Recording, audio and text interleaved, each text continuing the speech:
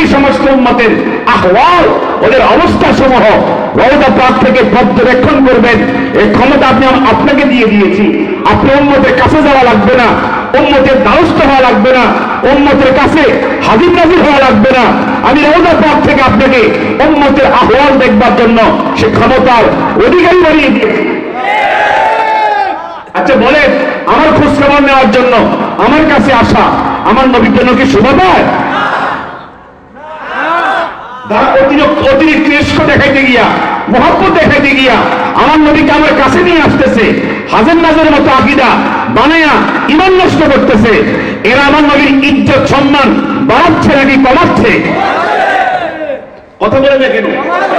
অথচ স্পষ্ট নবীজিকে আল্লাহ তাআলা যে ক্ষমতা দিয়েছেন, তুরাকিবু আহওয়ালাহুম, উম্মতের অবস্থা সমূহ রওজা পাক থেকে আপনি পর্যবেক্ষণ করছেন। ওয়া তুশাহিদু আমালাহুম, উম্মতের ভালো মন্দ আমল আপনি রওজা পাক থেকে দেখছেন, চাক্ষুষ দেখছেন। এই ক্ষমতার পাওয়ার দিয়েছেন কে? অত্যধিকন কে? তোমরা আমাকে শুনবে না, তোমরা আমাকে দেখবে না, আমি তোমাদের 24 ঘন্টা নেক আমল বদ আমল রওজা পাক থেকে দেখার জন্য আল্লাহর ক্ষমতা, আল্লাহর পক্ষ থেকে ক্ষমতা চেয়ে নিয়েছি। জবান খুলে বলুন সুবহানাল্লাহ। ফালাম্মা রাআইতু খায়রা, আমি যখন নেক আমল দেখবো, ভালো কাজ করেছো, মাহফিলে বসেছো, ওয়াজ শুনেছো, নামাজ পড়েছো, জিকির করেছো, তেলাওয়াত করেছো, দান করেছো, তোমার সমস্ত নেক আমল আমার সামনে পেশ করা হবে। ফালাম্মা রাআইতু খায়রা, আমি যখন নেক আমল দেখবো, হামিদুল্লাহ, আল্লাহ পাকের প্রশংসা করে বলবো, আমার উম্মত ফিতনার জামানায় এই নেক আমলটা করেছে, উম্মতের আমল তুমি কবুল করো। এই ক্ষমতা আমার নবী আছে না নাই? এই জিহাদ করে আছে না নাই? এই জবান করে আছে না নাই? ওরা বলে নবীর নাকি ক্ষমতা আমরা মানি না। কি কথা বলে মানি না? এই যারা বলে মানি না, নবীর ক্ষমতা কে দিয়েছে? কতক্ষণ কে দিয়েছে? আর এইটাকে বুঝাতে গিয়া ওরা এটাকে উল্টায়া পাল্টায়া যেমনে বোঝায় পাবলিকের কাছে নবী হাজির,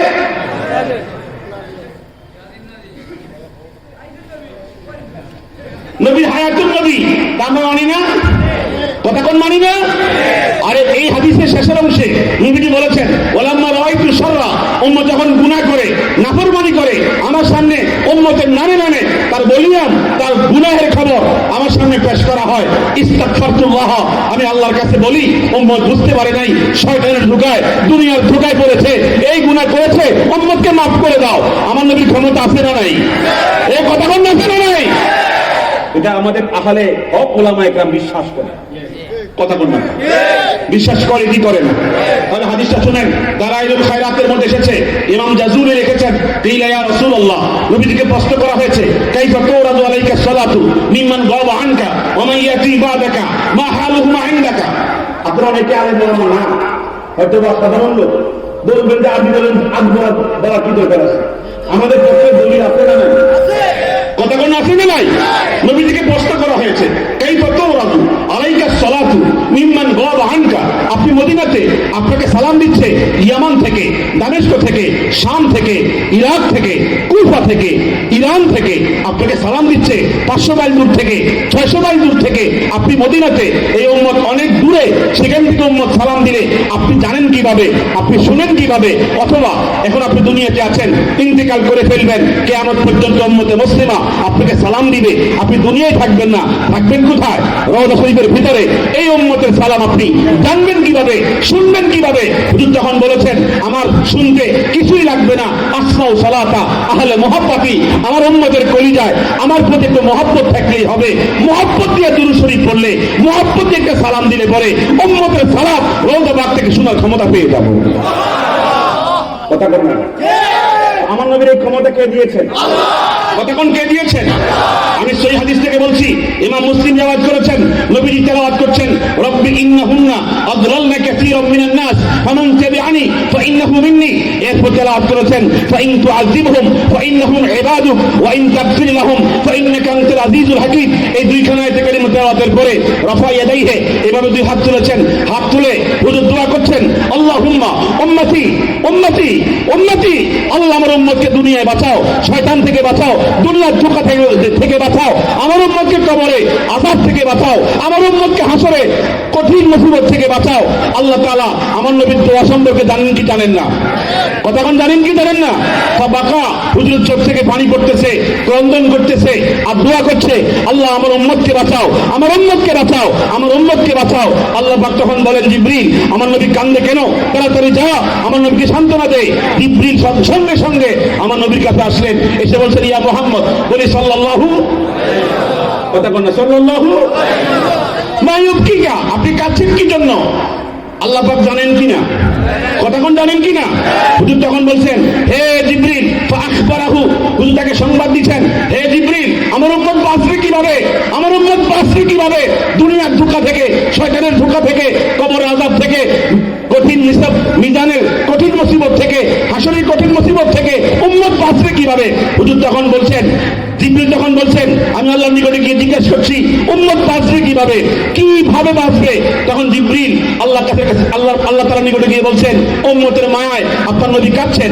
আল্লাহ পাক তখন বলেছেন, জিবরিল আমার নবীকে সান্ত্বনা দিয়ে বলে আসো, সানুরদিকা ফি উম্মাতিকা, উম্মতের জন্য আপনি যা বলবেন, যা চাইবেন আমি আপনাকে দিয়ে দিয়ে সন্তুষ্ট করেই দেব। জোরে বলুন সুবহানাল্লাহ।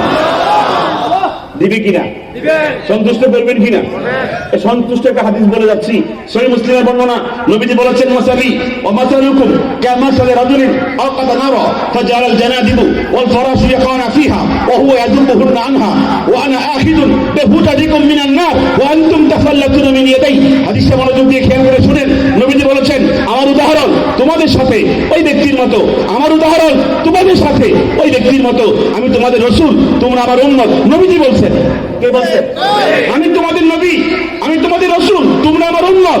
আমার উদাহরণ তোমাদের জন্য ওই ব্যক্তির সাথে যে লোকটা আওকাদা নারা, এটা প্রদীপ জ্বালিয়েছে, বাতি জ্বালিয়েছে, কি জ্বালিয়েছে?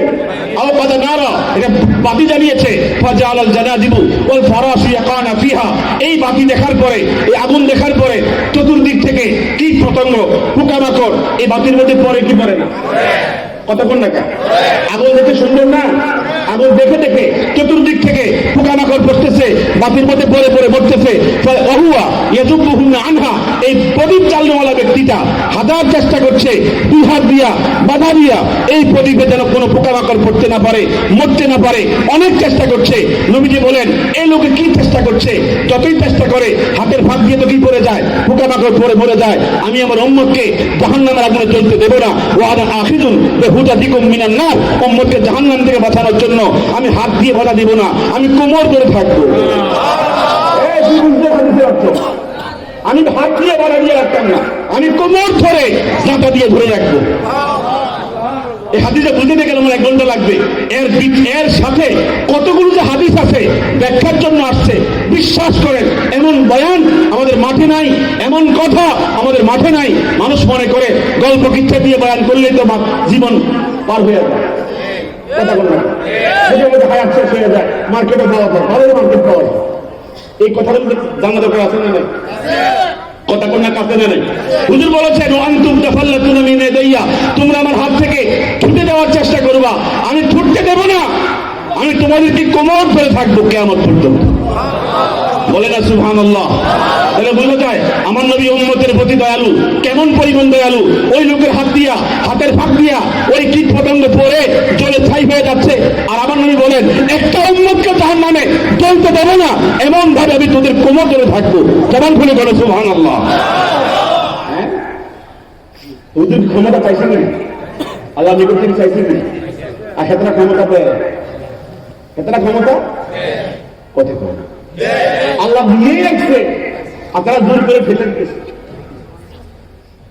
মনে কথা বলেন না, নবীজিকে আল্লাহ ক্ষমতা যা দিচ্ছে, এরই আবার নতুন দিন শেষ দিয়ে কথা বল, ঠিক আছে? নতুন করে কোনো আকীদা বানানোর কোনো প্রয়োজন আছে? কথা বল না, আছে? রসুল গায়েব জানে, ওই যে কাফেরা, কথা বল, কত বড় সাহস, আল্লাহ সেবক, আল্লাহ ছাড়া কেউ জানে না। গায়েব কে জানে? কেবলমাত্র এই কথাগুলো কে জানে? একমাত্র আল্লাহ ছাড়া কেউ জানে না। লা ইয়ালামুহা ইল্লাল্লাহ, আল্লাহ পরিষ্কার বলে দিয়েছেন, এই গায়েবের গায়েব আল্লাহ ছাড়া কেউ জানে না, পরিষ্কার বলেছেন। এরপরও গায়ের জোরে বলে, কথা বলেন ঠিক কিনা? এতে রসুলের কি সম্মান বাড়ে? সম্মান বাড়ে না। আল্লাহ যা দিয়েছেন তার বাহিরে কোনো যাওয়ার কোনো সুযোগ, কতক্ষণ সুযোগ? বিশ্ববিখ্যাত মুহাদ্দিস ইমাম হাকিম 6 লক্ষ হাদিসের হাফেজ, তিনি তার গ্রন্থ আল মুস্তাদরাক গ্রন্থে রওয়ায়াত করেছেন, নবীজির সাহাবী হযরত ওমর ইবনুল খাত্তাব বলেছেন, আন ওমর আব্দুল খাত্তাব রাদিয়াল্লাহু তাআলা আনহু قال قال رسول الله صلى الله عليه وسلم لما اقترب آدم الخطيئة قال يا ربي أسألك بجاه محمد قال يا آدم كيف عرفت محمدا قال يا ربي لما خلقتني ونفخت فيك روحي رفعت رأسي فرأيت مكتوبا في العرش لا إله إلا الله محمد رسول الله يا ربي إنك لم تدم باسمك إلا حب الخلق إليك قال يا آدم قد صدقت لولا محمد لما خلقتك تبارك لكم مرحبا আমরা মানি কিনা? কি বুঝলেন মানছেন কি? আর বিনে বলবেন, এবার তো না বলবেন, অর্থটা ভালো করে শোনেন না। শিরক শিরক না, শিরক কিনা? শিরক না। তোমাদের শিরক পরিষ্কার, আর আমাদেরকে বলো আমরা মুশরিক, আমরা রসুলের ইশক কম বুঝি, মহব্বত কম বুঝি, কথা বল না। আর আমাকে বলে আমি রসুলের দুশমন হয়ে গেলেন কেমন? আমি নাকি রসুলের দুশমন হয়ে গেছি। পরে জিজ্ঞেস করলাম কেমনে বুঝলেন? কত যারা বাংলাদেশে ওহাবি যারা হেদাবে দলে যোগ দিচ্ছেন, আমি এই জন্য আমি রসুলের দুশমন হয়ে গেছি। আপনি কি এই দলে যোগ দেওয়া রসুলের দুশমন হয়ে গেছে? হাদিসটা মনোযোগ দিয়ে খেয়াল করেন। ওমর ইবনুল খাত্তাব রওয়ায়াত করেছেন, নবীজি বলেছেন, লাম্মা ইখতারাবা আদম ওয়াল খাতিয়াতা, আমাদের বাবা যখন জান্নাতের মধ্যে নিষিদ্ধ ফল খেয়েছেন, যখন তিনি বুঝতে পেরেছেন এটা আমার অপরাধ হয়েছে, তখন তিনি বলছেন আল্লাহুম্মা, বলেন আল্লাহুম্মা, হে আমার আল্লাহ, ইন্নী আসআলুকা বিজাহি মুহাম্মদ, আমি তোমার নিকটে ক্ষমা চাচ্ছি মুহাম্মদের মর্যাদা, মুহাম্মদের ইজ্জতের খাতিরে আমাকে মাফ করে দাও, মুহাম্মদের সম্মানের খাতিরে আমাকে ক্ষমা করে দাও। আল্লাহ পাক তখন বলেন, কাইফা আরিফতা মুহাম্মাদা, আমার দোস্তের সম্মান, দোস্তের মর্যাদা কোথায় পাইছো তুমি? আদম তখন বলেন, লাম্মা খালাকতানি, আমাকে যখন সৃষ্টি করেছো, ওয়া নাফাখতা ফিয়া রূহি, আমাকে যখন প্রাণ দিয়েছো, রাফা'তু রাসি, মাথা তুলেছো উপরের দিকে, ফারাআইতু মাকতুবান ফিল আরশে, আরশের গায়ে পেয়েছি লা ইলাহা ইল্লাল্লাহ মুহাম্মাদুর রাসূলুল্লাহ ইন্নাকা লাম তাদুম্মা বিইসমিকা, তোমার নাম তো লা ইলাহা ইল্লাল্লাহ, তোমার নামের পরে তো মুহাম্মাদুর রাসূলুল্লাহ। আমার তো মনে হচ্ছে তোমার নামের পাশাপাশি কোনো ফাসেলা, কোনো পার্থক্যকারী কোনো শব্দ নাই, কোনো বর্ণ নাই, তোমার নাম আর মুহাম্মদের নাম পাশাপাশি কাছাকাছি, এজন্য রেখেছো, তাকে তুমি মহব্বত করো বেশি, অত্যন্ত আদর করো। আল্লাহ পাক বলে, সাদাক্তা ইয়া আদম, আদম ঠিক বলেছো, আমার সবচেয়ে আদরের, সবচেয়ে মহব্বতের উনি আমার দোস্ত মুহাম্মদ। ঠিক কি বলে?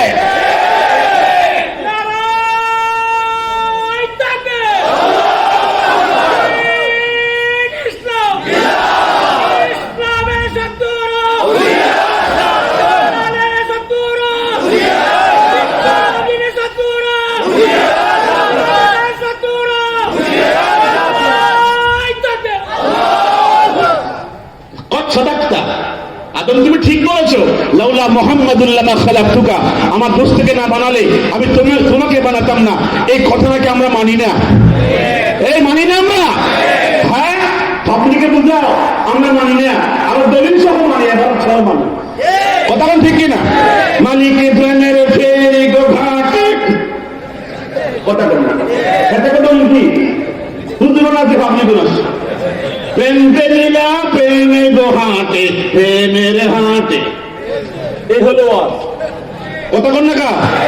আমি দেখেছি 22 বছর 17টা গজল গাইছে, 17টা গজল গাওয়ার পরে বলছে আজকে পারলাম না তাফসীর শুরু করার জন্য, আগামীতে আজকে শুরু করবো।